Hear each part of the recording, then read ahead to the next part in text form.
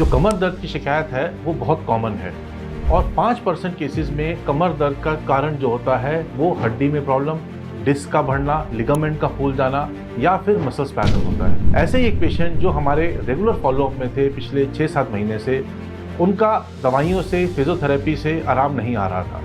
हमने उनका MRI 2 बार कराया और चेक किया कि डिजीज़ प्रोग्रेस तो नहीं हो रही। हाँ, बीमारी बढ़ रही थी, तो फिर हमने डिसाइड किया कि हम सर्जरी करेंगे, क्योंकि अगर आप सर्जरी के बाद एक्सरसाइज नहीं करेंगे तो फिर ठीक होना मुश्किल है और बीमारी किसी और लेवल पे दोबारा आ सकती है। ऐसे ही पेशेंट जिनके बारे में मैं बात कर रहा हूँ, वो अपनी सर्जरी के बाद कैसा फील कर रहे हैं वो आपको अगले वीडियो में बताएंगे। मैं अजय शंकर द्विवेदी वाराणसी से आया हूँ।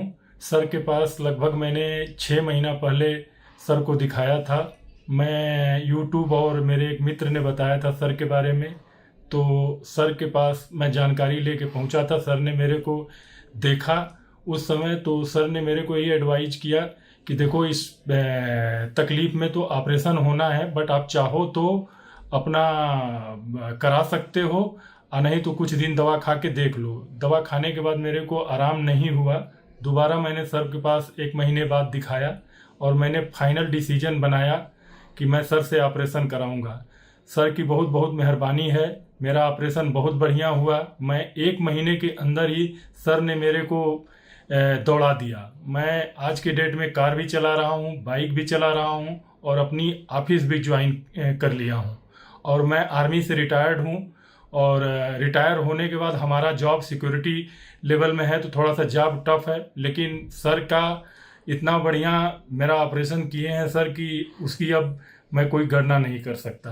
नमस्कार, मैं डॉक्टर राहुल गुप्ता हूं। मैं फोर्टिस हॉस्पिटल नोएडा और एस्कॉर्ट्स ओखला में सीनियर स्पाइन सर्जन हूं। जो कमर दर्द की शिकायत है वो बहुत कॉमन है और 5% केसेस में कमर दर्द का कारण जो होता है वो हड्डी में प्रॉब्लम, डिस्क का बढ़ना, लिगामेंट का फूल जाना या फिर मसल स्पैज़म होता है।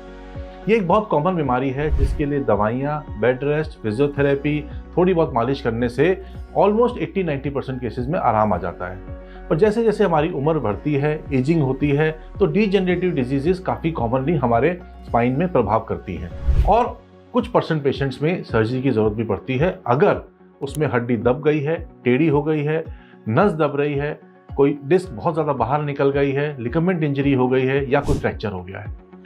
अगर सर्जरी ज़रूरी है तो सर्जरी से फ़ायदा ज़रूर होगा। तो अगर आप परेशान हैं कमर दर्द से या पैरों में दर्द जा रहा है या पैरों में सुनपना आ रहा है या वीकनेस हो रही है, तो अपने स्पाइन सर्जन से ज़रूर मिलें और सर्जरी के बारे में डिस्कस करें। ऐसे ही एक पेशेंट जो हमारे रेगुलर फॉलोअप में थे पिछले 6-7 महीने से, उनका दवाइयों से, फिजियोथेरेपी से आराम नहीं आ रहा था। हमने उनका MRI 2 बार कराया और चेक किया कि डिजीज़ प्रोग्रेस तो नहीं हो रही। हाँ, बीमारी बढ़ रही थी, तो फिर हमने डिसाइड किया कि हम सर्जरी करेंगे। उन्होंने कई जगह सलाह ली और हर जगह सर्जरी बताया गया। फिर हमने बताया गया कि उपकरणों का और टेक्निक का कितना इंपॉर्टेंस है इस तरह की सर्जरी में। हमारे पास O arm, C arm, neuro navigation, neuro monitoring, operating microscope और स्पेशल स्पाइन टेबल जैसे वो सारे उपकरण हैं जिससे कि हम इस तरह की सर्जरी को सक्सेसफुली कर पाते हैं। साथ में हमारी टीम डॉक्टर्स की, स्टाफ नर्सेस की, टेक्नीशियंस की भी ऐसी पूरी तरीके से स्पाइन सर्जरी के लिए सक्षम है ताकि हम स्पाइन सर्जरी को बिल्कुल कॉम्प्लिकेशन फ्री बना सकें।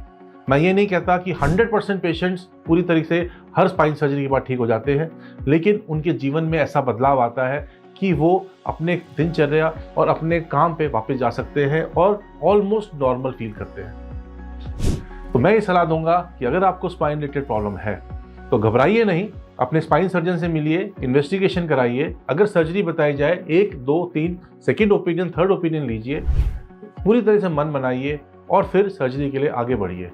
पर कोशिश करिए ऐसी जगह पे सर्जरी हो जहाँ पर सारी फैसिलिटीज़ अवेलेबल हो, जहाँ बड़ी टीम हो, सीनियर स्पाइन सर्जन हो और वो आपको ठीक करे। बाद में फिजियोथेरेपी और एक्सरसाइज का भी बहुत इंपॉर्टेंट रोल है, जो कि सर्जरी के बाद कम से कम 3 महीने तक बहुत ज़रूरी है, क्योंकि अगर आप सर्जरी के बाद एक्सरसाइज नहीं करेंगे तो फिर ठीक होना मुश्किल है और बीमारी किसी और लेवल पे दोबारा आ सकती है। तो मैं यही चाहूँगा, अगर ज़रूरत है तो सक्सेसफुल स्पाइन सर्जरी हो और आप बिल्कुल ठीक हो। धन्यवाद।